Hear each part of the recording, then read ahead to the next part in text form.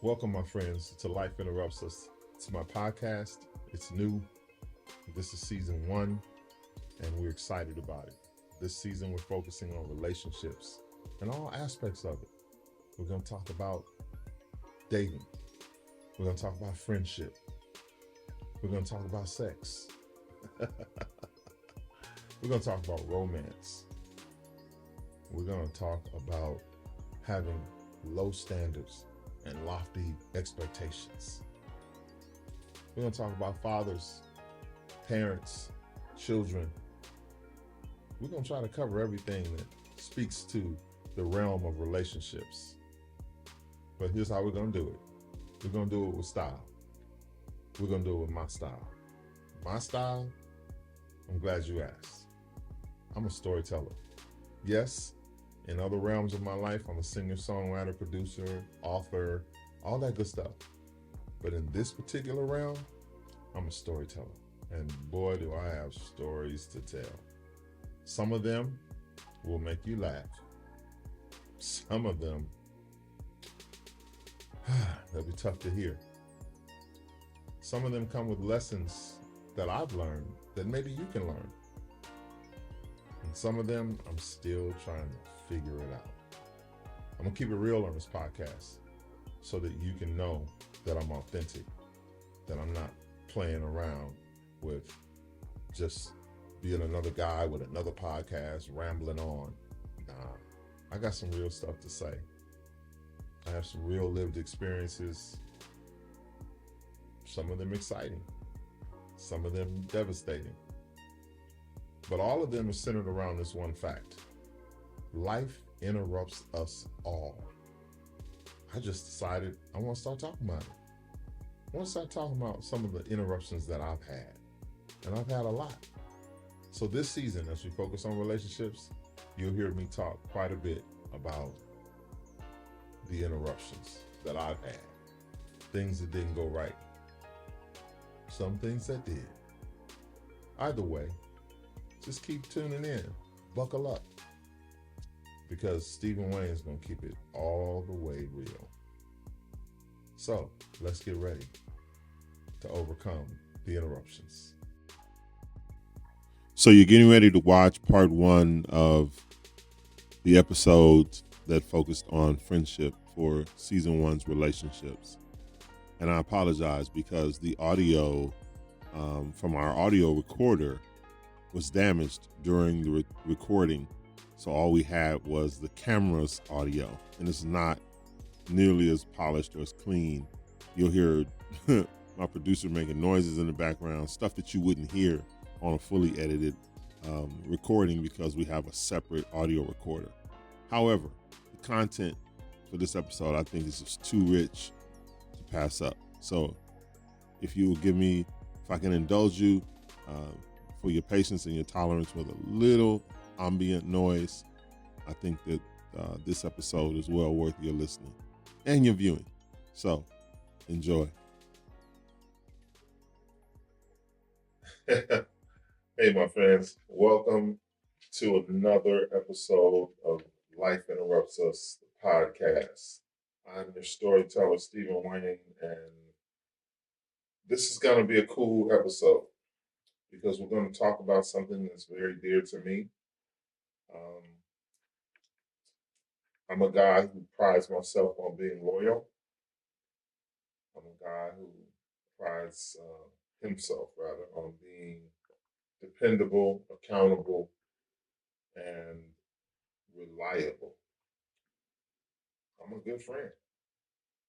And I've learned over, I don't know, the last couple of years, maybe the last 2 or 3 years, that friendship is a very tricky dynamic.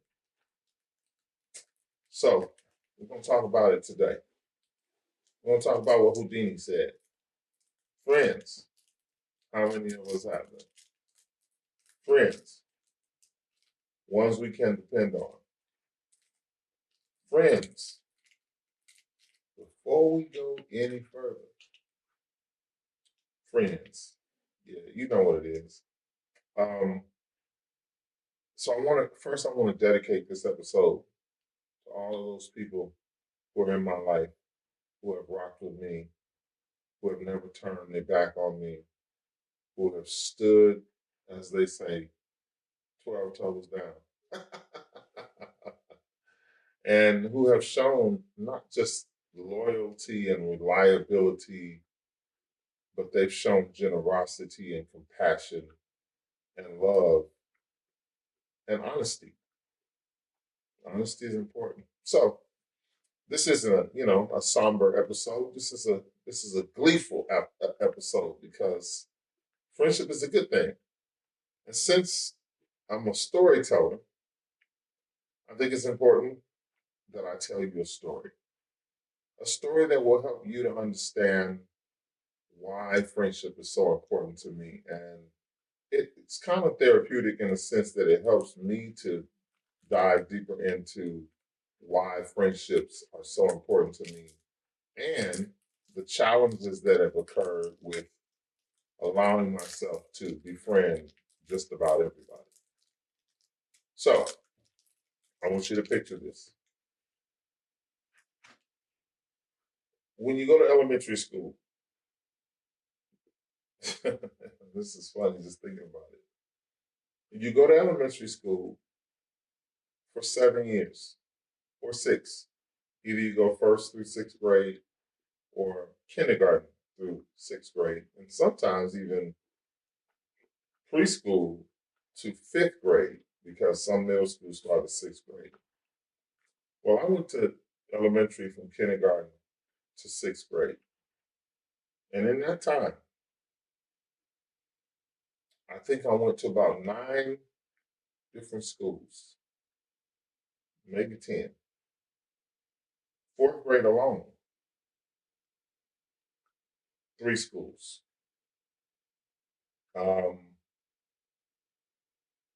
was an interesting time. My family moved a lot. We would up and go, up and go. I'd get picked up from school, and on the way home, I'd be going, this don't look like home. Where are we going? And I'd ask, Mom, where are we going? Oh, we're going to the new house, baby. Oh, okay. You know, when you're a kid, you don't think that much of it. But the older you get, the more it starts to wear on you because you're trying to have fun and connect with your friends. And, when you're a kid, the only thing that matters to you is playing and maybe getting good grades. And getting good Christmas gifts. That's the only thing kids think about. And that hasn't changed. Playing now is more inside than outside, video games and social media and all that. But still, that's all kids think about. But you do all of those things with your friends. Now, kids have a luxury now because of social media, because of technology, because of gaming.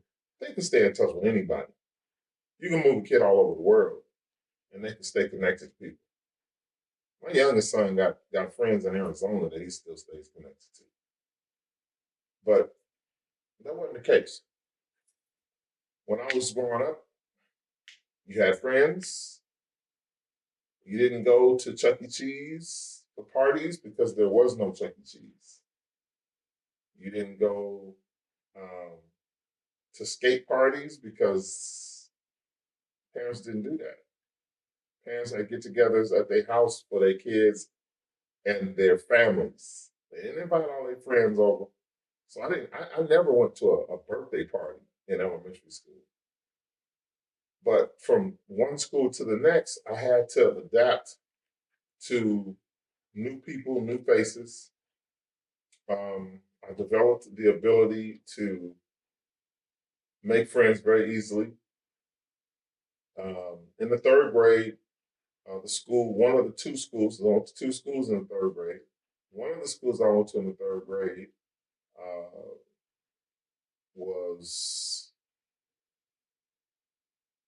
I was bullied. I was chased to school, not home from school, but to school by the same kids every day. It was the craziest thing. Now, they wouldn't hit on me or nothing like that, but they just always just mess with me. So 3rd grade, we moved from Chicago to California, and I ended up going to another school. I made friends fairly easily, and I had cousins. I lived with cousins and an uncle and aunt. My mom and I did. So I had friends in the neighborhood who went to the school. So that kind of worked out. That always worked out when I had friends in the neighborhood of the school I went to. But that didn't last because in the fourth grade, I went to 3 different schools. And in the fifth grade, yet another school. And in the sixth grade, another school. I can't tell you that I had any friends in the fourth, fifth, or sixth grade. Even though in the fourth grade, I ended up going back to the school that I had finished the third grade in.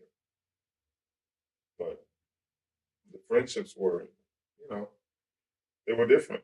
Kids move on quickly. They move on to the next kid that's sitting next to them or whatever, or the kid that's playing on a baseball team. I even play baseball. I play Little League Baseball. And I wasn't friends with any of the kids on the team. I was the only black kid on the team. That was a whole other thing. But I got along with everybody. In middle school, that's where things kind of settled down for me because in the sixth grade, or technically in the fifth grade, my mom, we moved to Long Beach. But in the fifth grade, I went to one school, and in the sixth grade, we moved to the whole other side of town of Long Beach, so I ended up going to another school.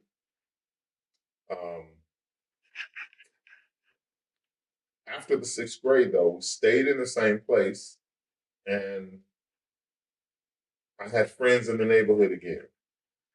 So the seventh grade, I had the same friends. The eighth grade, we moved again. But I still had the same friends because I was still in the same neighborhood, same city. Ninth grade, moved again. More friends though. Same friends and some additional friends because I was now going to a hybrid program that introduced kids in our city, which is Long Beach, to freshman high school. Because at that time, we call it junior high, we call it middle school or intermediate. We went to junior high from 7th, 8th, and 9th grade. Well, my year was the first year that they started a program for gifted kids. So I went 2/3 of my day was spent at the high school. I went to Long Beach Poly.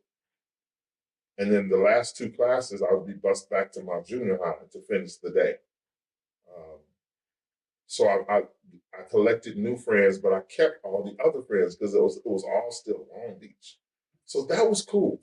That was the most consistent state that I'd ever been in with friendships. However, my mom, who would tell you herself that she acted out of fear. I didn't do so well in the 9th grade in the gifted program. None of us did. It was a new program run by a strange lady who was trying to prove that she could make this thing work. And most of the teachers were shoddy. They were not on point. So it was an experiment. And it was different, going to the school, being around all the high school kids. It was very different. It was a culture shock. But my mom didn't really see it up like that. She panicked and said that, she's going to put me in a private school. So we moved again. Now, high school was interesting because while I still had some of my friends from middle school, we had moved to a very now different section of the same city. I lived all over Long Beach. I lived on the west side. I lived on the south side. I lived on the north side. I lived on the east side. I lived by the beach. I lived all over Long Beach. And in the 10th grade, we moved to North Long Beach. and I'm starting at this private school. I'm very, very angry. Didn't want to be there. So much so that the day before school started, when my mom came home from school or from work, I had packed all of my bags and was sitting on the porch because I wanted to send a message to her. I wasn't happy about this decision. I wanted to stay with my friends. But in addition, I told her I was moving. When she pulled up from work, got out of the car, she saw me with these bags. What are you doing? I said, I'm moving. I'm moving with my grandparents. And my mom started crying. And that was tough. That broke my heart. I never wanted to break my mom's heart. I was mad at her, but I didn't want to break her heart. So I picked my bags up, went back in my room, and went to bed to get ready for the first day of what I was thinking was going to be a prison sentence. Now, here's something interesting. Throughout the thread from about 12 years old, even to 18, actually, 12 to 18, my mom had gotten married, and her husband belonged to this church in LA. So we followed suit with him. My mom was a piano player, so she instantly became the musician of the church. Everybody loved her. She could sing really well. My family could sing. We all, all bunch of singers and musicians, and so they just ate her up. Well, there was also a little social world there for me, and it took me about a year to kind of ingratiate myself to the scene there because I was just kind of laid back. I didn't know none of the people. I literally didn't know anybody there. But my mom started overseeing the youth. They didn't call them youth pastors back then, but that's the role she took on. And again, everybody loved my mom. And so all of the choir members had kids. And so we would all be at choir rehearsal and we'd be hanging out. And that's how I got to know people. And so I developed a whole other social group that was directly connected to church. So now I didn't feel so empty because I'm growing with these friends, and now I'm in high school. So I've got my church friends. By the time I got to high school, my church crew was solidified. I had a best friend that was there who I considered to be one of my best friends, and I'll talk about him. And I had girlfriends, and my whole world kind of revolved around the church group, way more so than my school groups. When I got to the 10th grade, I'm not happy about this school that I'm at. I got a girlfriend from the church, so I'm not even checking for none of the girls. I wouldn't even speak to people. I knew one kid at the school, and he was a nerd, and I just didn't want to be bothered with him. He was one of my grandmother's piano students, and he was weird, and I kind of kept my distance from him as well. And he was a senior, so I knew that I'd have to be bothered with him long. I was just hoping to figure out a way to get out of the school and get back to where I wanted to be. That never happened. But in that time, I did develop some friendships. I developed some friendships, connected with some people that I'm still connected to this day. Real true friendships. But it was difficult because I didn't want to be there initially. So I spent the first 3 months not talking to a soul. I would eat lunch by myself. I would sit by myself. The word got out that everybody thought I was conceited or arrogant. I was mad. I was angry at my mom. And I took it out on myself. Because that's usually what anger does. Anger usually consumes those who carry it. It's a fire. So if you let it stoke, if you stoke it long enough, you're the one that's going to burn up. The other people never burn up from your anger. So that's a side note, but keep that in your brain. So this journey becomes interesting, right? I'm just imagine I'm hopping around all these places, all these cities that I've lived in, Chicago, several different places in Chicago, Long Beach, several different places in Long Beach, Lawndale for a month. That was a trip. Paramount, Compton. I lived all over the place. But high school, I was able to maintain friendships. I moved a handful of times during high school, but because it was a private school, I stayed at the school no matter where I moved to. And some of my middle school or junior high friends carried over, but most of them didn't. So again, you don't think about that stuff when you're a kid.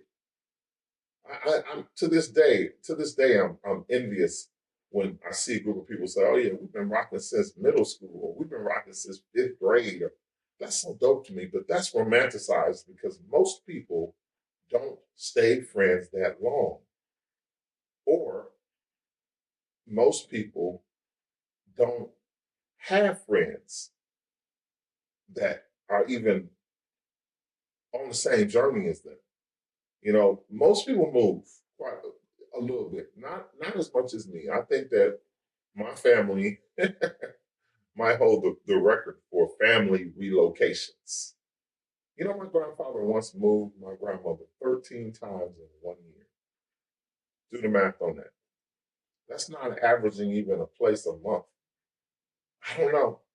Some of y'all sitting there watching, what the hell is wrong with your family? I don't know. I don't know what that was all about. All I knew was when Daddy or my grandfather, we all called him Daddy. When Daddy said we going, we went. Because like when we lived in Chicago, most of the time we lived in Chicago, we lived with my grandparents.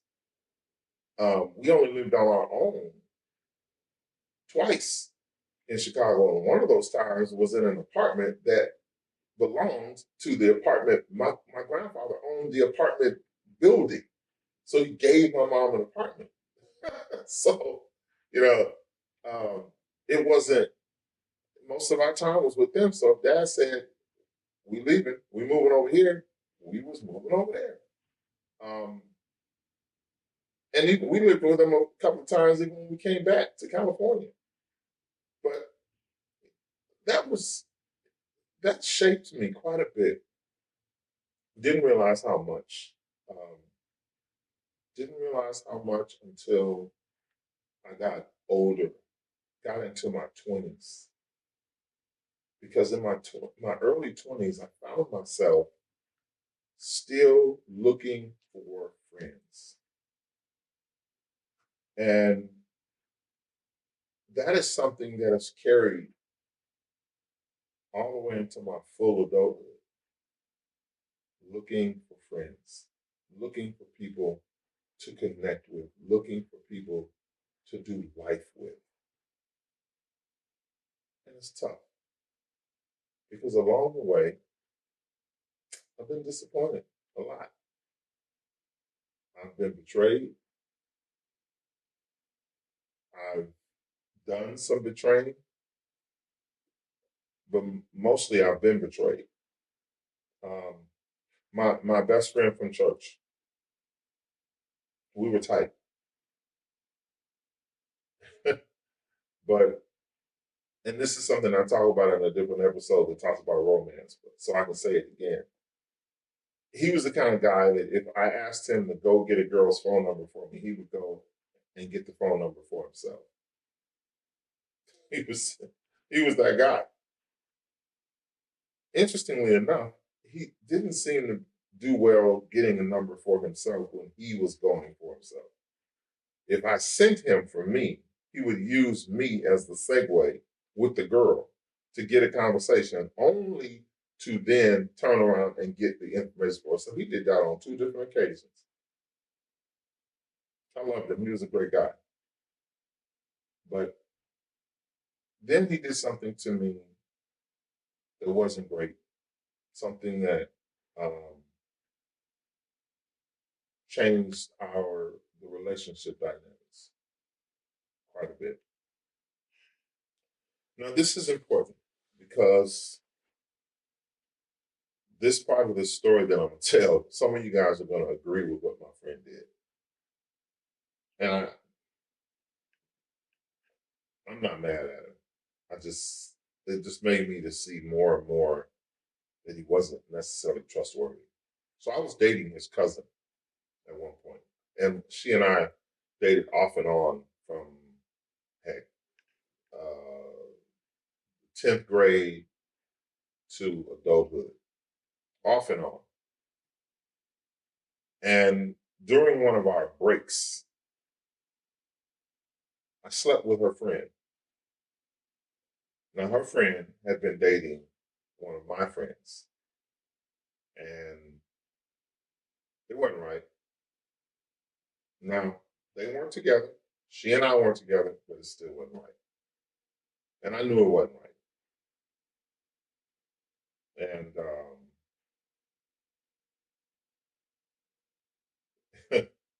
my boy told, because this girl was his cousin, but we weren't together. But he told her.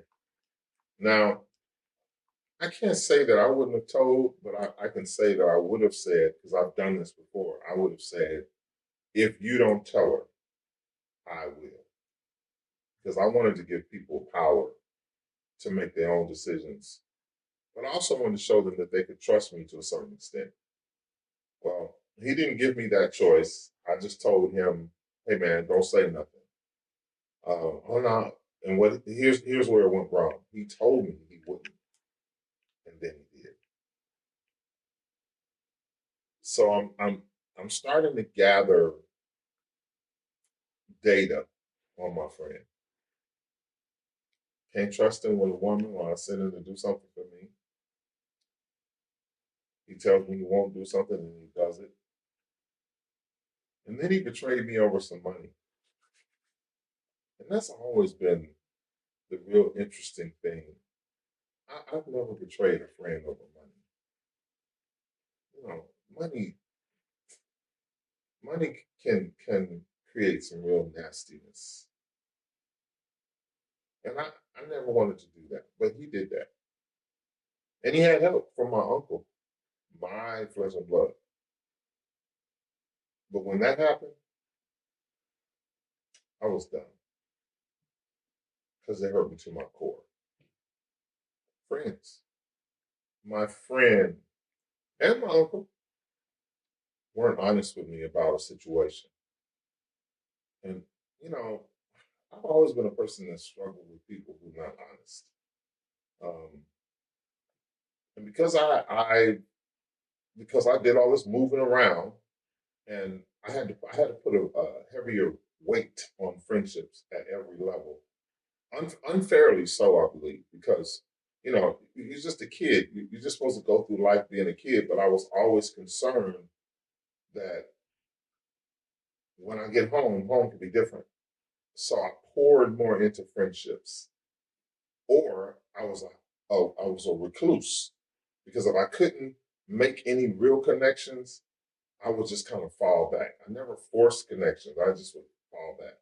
But as I got older, I started looking for common denominators that I could use to build relationships. I call myself a bridge builder. But you can't build a bridge alone. You need someone else on the other end building as well, so that you can have foundation on both sides and you can meet at a certain point. It doesn't have to be in the middle, but at some point that construction needs to meet.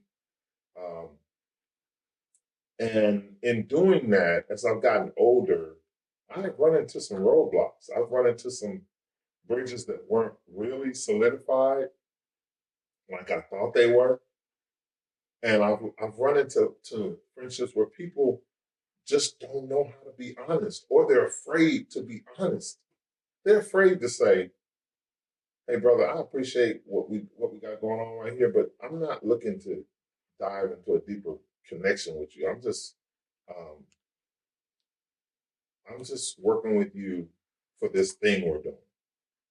You know, transactional relationships. I heard somebody once say, I don't have a problem if you use me. I have a problem if you misuse me. Because we were designed to be used by one another. But misuse speaks of mistreatment. So, wow, that's powerful. It resonated with me. And it stuck with me. I heard that well over 20 years ago, and it just stuck. And I was like, wow, that's pretty heavy, pretty profound. And I agree with it because I want to build bridges with people. I want to connect with people. But I've learned that some people, what they do is really just transactional. So in my older age now, I'm 56 and a half. I'm closer to 57 every day. I am learning now that there's difference. Some relationships are personal. Some are transactional. Some are both. But the problem with the ones that are both is this. If you have a personal relationship with someone and there's a transactional element to your relationship, you're doing something for them, they're doing something for you, there's something there that happens on a normal basis or a frequent basis or even an infrequent basis. If the personal part or the personal aspect of the relationship is going through a challenging phase, we can't do no business. No transaction. Because transactions will cheapen our personal relationship if our personal relationship is stuck. A few years before COVID, I started this program called Group Therapy, GROOP, Getting Relationships Out of Pause. It was dynamic. It moved faster than I had anticipated it moving. I was still in school at the time, still working at the salon because I was a hairstylist. And it grew fast and big, and I couldn't handle the speed of which it was growing. So I had to shut it down. And I planned to get back to it at some point, but it was really dynamic. But it focused on things that we can do to get relationships in the right place, getting them out of pause. So in that training that I developed, I created a whole curriculum. It was cool. I discovered some things about me that I've been able to use in my life right now. Thinking about personal relationships that have a transactional element. If your personal relationship is hindered or is broken or is paralyzed or is injured, you got to fix that before there can be transactional anything. Because if you're not able to fix the personal relationship, there will cease to be transactional relationships. And I will give you a perfect example. So, a brother that I consider to be a friend, we recently, well, he met someone great. And he confided in me things about this person that he met. We would play golf on weekends. We would do things, do some creative things together. And he started pulling away the more he got attached to his female friend. And I get it. Grown man, you spend time with your new woman. I get it. But we had transactional things that we were involved in. And his pulling away, he pulled away from everything. So our transactional things suffered. And I addressed it because I am one of those guys who will confront you. I will address the issue. I'm not going to hold in what I'm thinking. I'm not going to hold in what I'm feeling and walk around like everything's cool. I'm not going to do that. And besides, I wear my feelings on my face more than I should.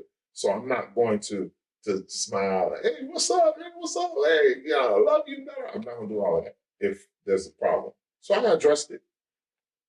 Hey, bro, look, man, I know you in a new love thing, and I feel you. I get it. You haven't been in a lot of relationships. I get that too. But we're not kids. We're grown men. We got other responsibilities. I said, do you still go to work every day? Yeah. I said, exactly. So you and I had some plans. We had business. We had things we were doing, and you kind of let them all fall to the side. What's up? You're right. You're right, man. I'm wrong. I'm going to get it together. Okay. Well, cool, man. Hey, look, I just want us to be successful at what we're doing, but more than anything, I want us to make sure our friendship stays intact.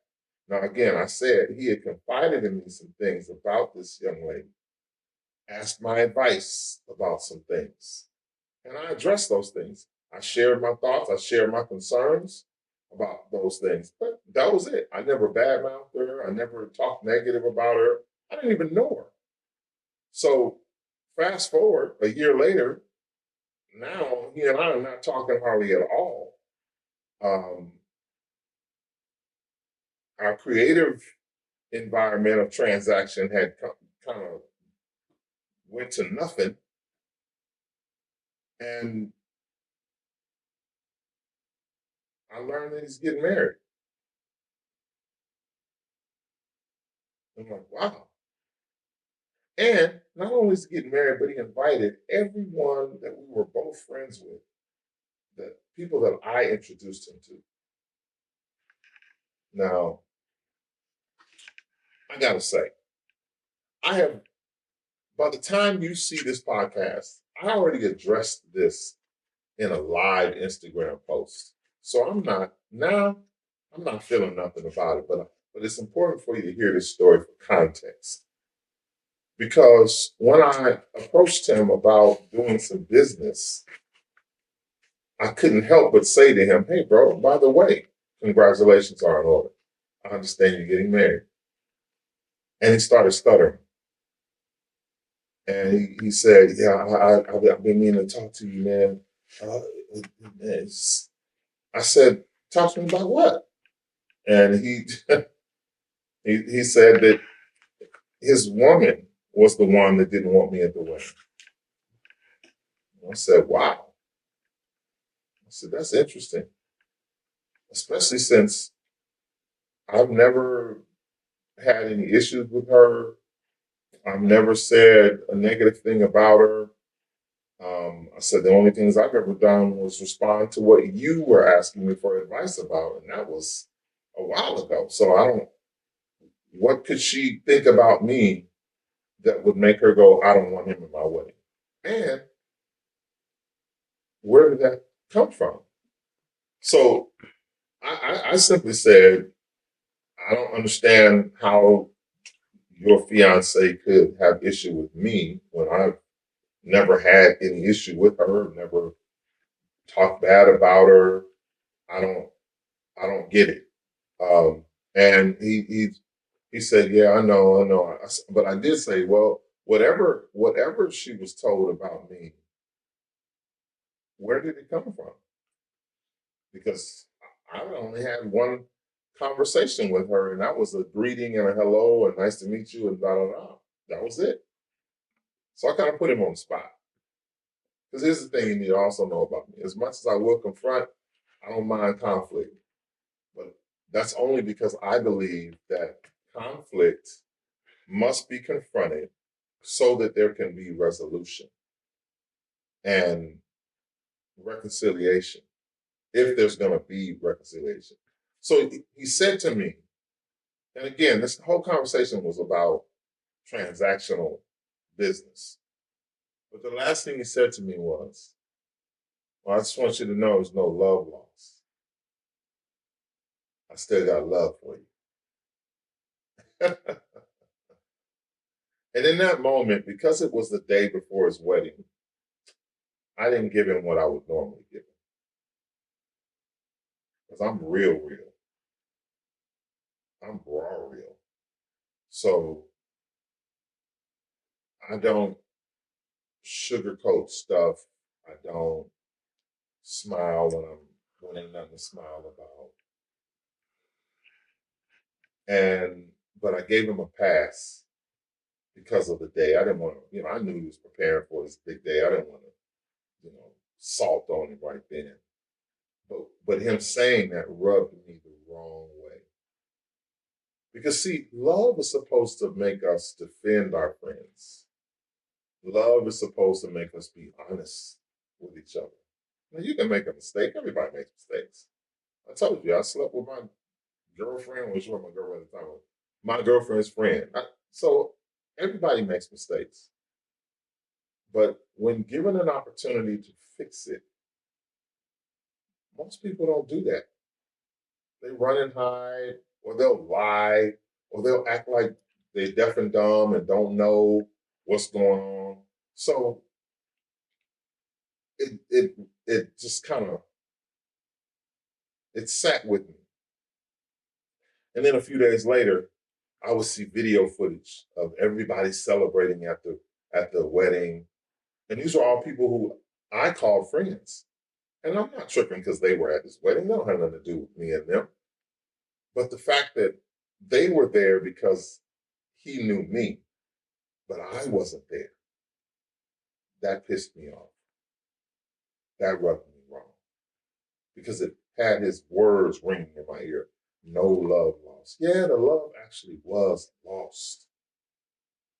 But the interesting thing about that conversation was, and the point I'm really making, because again, I'm good now. I'm not lamenting that now, but the point I'm making is I called him for some business, but I knew that I was going to bring up the other stuff.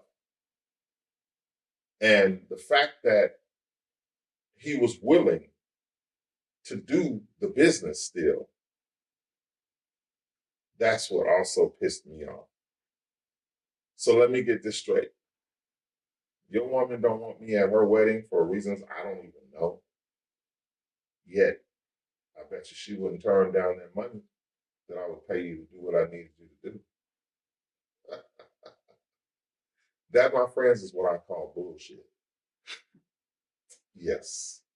So, again, if our personal stuff is not right, there can be no transactional stuff. Can't do no business with you. Because I can't even look you in the face without saying what I want to say. And I'm going to say what I want to say. So, again, after that, I vented and I said the things I need to say. I'm done with it.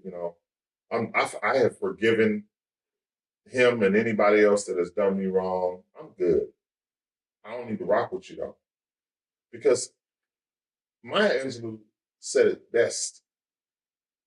When people show you who they are, believe them. Believe that this is who they are, that they will do that again. And I believe that. And I'm not going to force a bridge to be built with someone that I know is not using all of the equipment on their end to build the bridge the same way, to make sure that that bridge is stable as both parties cross it. Nah, I'm good on that. We don't have to build nothing. And because we were personal and that didn't go right, there can be no transactions. So even now, there can be no transactions. There's no fellowship that needs to happen. Forgiving someone does not mean that you have to fellowship with them. All it means is that your heart is always pointed towards a redemptive mindset, in that you hope that one day it will get fixed. But until it does, you forgive them so that you don't carry around the hurt and the anger and the feelings that they've caused while they're going on living their life. You don't need to carry that around. My mom said something really powerful. Unforgiveness is like drinking poison expecting the other person to die. Let that sit on you. You got to let it go. But the only way to really let something go is to forgive them. They're not perfect. But forgiving them does not mean, that I will forget, because I don't know who got that Bible verse mixed up. There's nothing in the Bible that says, forgive and forget. That's not in the Bible. God is the only one who can throw things into the sea of forgetfulness. He has the ability to do that. We do not. He built us in such a way that this mind of ours is like the best Apple computer ever built. It retains everything. So how am I supposed to see a person and forget who they've been to me? Now, forgiveness comes from the heart. So I can see them and not feel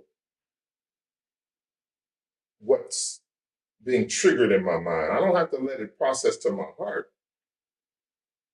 But if a person, you've been in a situation where you saw somebody or things didn't go well with them, y'all fell out, y'all wasn't friends no more, and then you run into them somewhere real random, and they say, "We should get together."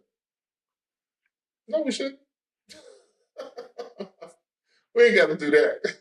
But because most people don't want to deal with confrontation and conflict, they go, "Oh yeah, let's do that." And I ain't built like that. Because I will say, well, shouldn't we fix some stuff first? We should fix some stuff if we're gonna get together. Because I would love to get together. That's why forgiveness is so powerful, because forgiveness allows you to say, yes, I would love to get together if we can fix some stuff. Because as I have forgiven you, I haven't forgotten. So get this, even like with Jesus, right? His sacrifice on the cross allows us to be forgiven, right? But then the scripture tells us to confess your faults to one another. So he's forgiven me, but confessing my wrong is still a healthy thing to do. So if you're not going to want to talk about what went wrong, we don't need to go right. We can stay right where we are. I forgive you. Blessings to you. Hold nothing against you. It's good to see you. I can say that. When you forgive somebody, you can say that. It was good to see you. Even though in your mind, you know who they are. You know what they're capable of. But good to see you. Now, you might be going, man, he's saying some heavy stuff. And I am. But all of this revolves around my journey of friendship and the fact that I have gone overboard with a lot of relationships that I really shouldn't have. That I should have just paced myself and allowed people to reveal who they are so that I could not be so devastated when disconnects happen. That's on me. That's my journey. That's the healing that I'm going through with dealing with friends who have turned, friends who have betrayed, friends who have ghosted and disappeared. So, when you think about all of that, you have to ask yourself, what do I bring? What am I bringing to the bridge when I'm building? I'm bringing a whole construction company, but maybe that's too soon. Maybe I should just be bringing, some wood and some nails. See how it goes. Maybe we just build a wooden bridge that's got some ropes tied to it, and those are real fragile. You see in the movies where people are always falling on those, and it's always in some treasure hunt movie. But that, as much as this sounds crazy, that's safer in a lot of instances when you're starting in relationships than just bringing back in the dump truck up, bringing the construction truck and all the crew. We're going to build this bridge right now. That's what I've done. So I'm turning a leaf. I'm done bringing the construction company to the bridge building site. I'm just going to bring wood and nails. Oh, no.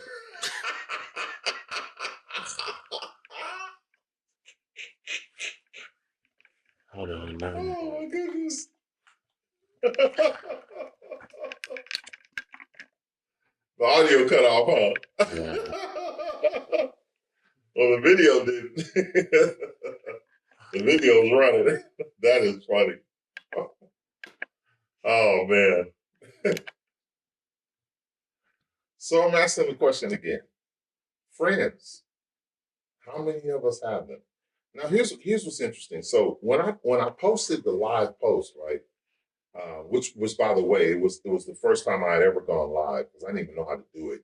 I didn't know if it was going to work. I didn't know if I didn't know how to end it at the end. It was funny, but I said some pretty strong things, and I meant them in that moment. But I had several friends call me after that. Hey, bro, you good? One of my dearest friends, she called and said, brother, because that's what she always called me, brother, are you and I good? And we laughed because she knew that we were. But she was checking on me because I vented about how I had been done by some friends. And I wasn't happy about what I had encountered. So it was cool that people thought enough of me to check up on me because again, I have had some friends for 40 plus years. So when I think about seeing people and connecting with them and they telling me, yeah, we've been rocking since third grade or fifth grade or whatever, and I'm envious. The truth of the matter is I have people that I've been rocking with all the way back to the sixth grade. And so I had to kind of snap out of it. It's like, bro, come on, stop being a sucker. It ain't as bad as you painted it to be. No, I don't spend a whole lot of time with any of my friends, but I'm a grown ass man. I don't have time. I still got a 13, about to be 14-year-old that I'm raising. I don't have time to be running around with my friends like I would like to. Now, granted, if I were single and didn't have any children, any children, because my other two kids are adults. If I had all adult kids, heck, even if I wasn't single and I had all adult kids, I would be in the streets more. And my wife is always telling me, babe, you need to go do something. You need to go hang out and go do this. And I'd be like, man, I'm tired. And man, I got to see what I got to do with this boy. And man, I don't feel like going nowhere. But the truth of the matter is, sometimes I get lonely when I'm just in my own space. And I long for the connection of and fellowship of my friends. But because we're all busy doing life, making those connections happen almost has to be scheduled. And when I look at other people doing their friendship walk, I don't know what the ins and outs are. Yeah, my brother could be saying, yeah, me and this cat been rocking since fifth, sixth grade. That don't mean that they don't have to schedule their outings just like everybody else. I'm just seeing it from a romanticized perspective that, man, I wish I had, but the fact of the matter is I do have. One of my best friends, he and I have been friends since I was in the 10th grade, and we still rock. I talked to him the other day. Spent time with him a couple of weeks ago. We still rock. Me and my cousin and my wife and he and his wife, we'll go to the movies. We still do stuff. Because my cousin also, I went to high school with her too, but I didn't know she was my cousin at the time. And so we didn't get along very well until my last year of high school, which was funny. And then after I graduated, I found out she was my cousin, and that just the switch was flipped. But it was funny. So I've had to kind of look back at my journey, understand who I am as it pertains to friendship, understand why I'm always bringing the whole construction crew to the bridge building so quick on day one. That's not healthy. And it's taken me 56 and a half years to discover that. It's not healthy and it's not necessary, because as much as the little boy would come home and discover that home was different, that's not the case anymore. My life is stable. And it wouldn't matter where I moved or whatever, my life is stable. And I too am a person living in a digital age where I can stay connected to whoever I want to stay connected to. But what I'm looking for is quality over quantity. What I'm looking for is substance over sentiment. What I'm looking for is loyalty over liabilities. I don't need any more friendships that are going to end in liability. So that means I have to slow down and allow things to happen a little bit more organically. Now, I'm still open to connect with people. I still want to build bridges, but again, now I'm building wooden and rope bridges with some nails. Now, if that holds up well, we'll start fortifying it with some other things. We'll put some cross planks on it so that people don't fall through. You know how they fall through in the movie. They always fall through the movie. That's like every movie that got a bridge like that, something is going down. It's like it's just like you can't help but oh, somebody about to fall. You know, but as we grow, we'll add more structure to it. And when we're done, we might have something nice.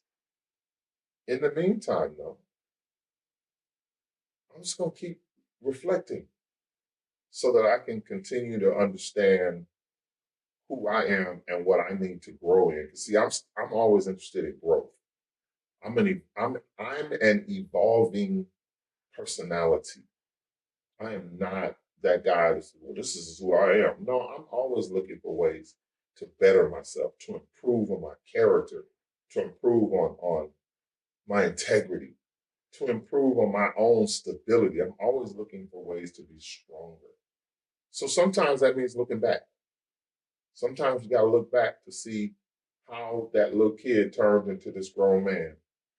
And what can we do to alter some of the things that keep this grown man from turning back into a little kid? Because in a lot of relationships, I've acted like the kid who was desperate because he was afraid that when he got home was going to be different and he was going to have to make new friends all over again. So I'm not going to stop being friendly. I'm not going to stop being my cordial self with people. My wife will say, you can talk to anybody. Yes, I can. I can start a conversation with anybody. I can engage anybody, but it doesn't have to go any further than that unless it does organically. I'm just going to bring wood and nails and some rope. So if you are watching this episode and you seeing that friendship is something that's valuable, examine yourself. Look at your life. And I would dare say, even look at the friendships that you have that are liabilities. Liabilities will cause calamities.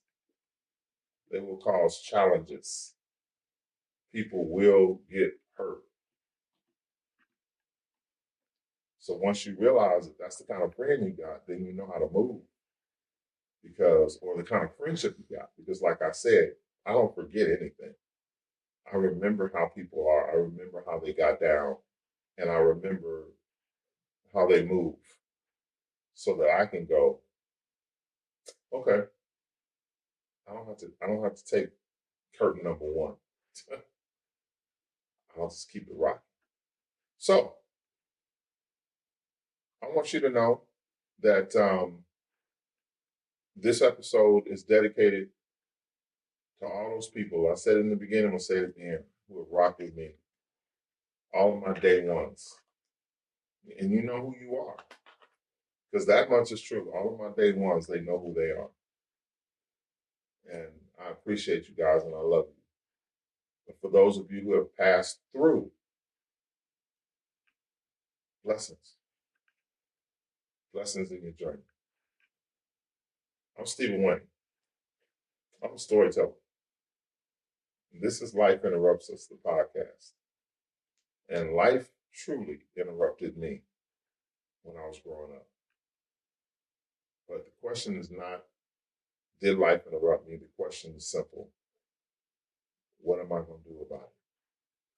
So now I ask you, what are you going to do about it? I'll see you next time. So we've come to the end of another episode of Life Interrupts Us, the podcast. And I hope that you've been thrilled by the storytelling. I hope that you gained some insight from some of the guests. I hope that you have come away putting more value on your own stories. But let's be clear. Life interrupting us is not a random thing. Sometimes it's just the facts of life. Sometimes it's at the hands of someone else.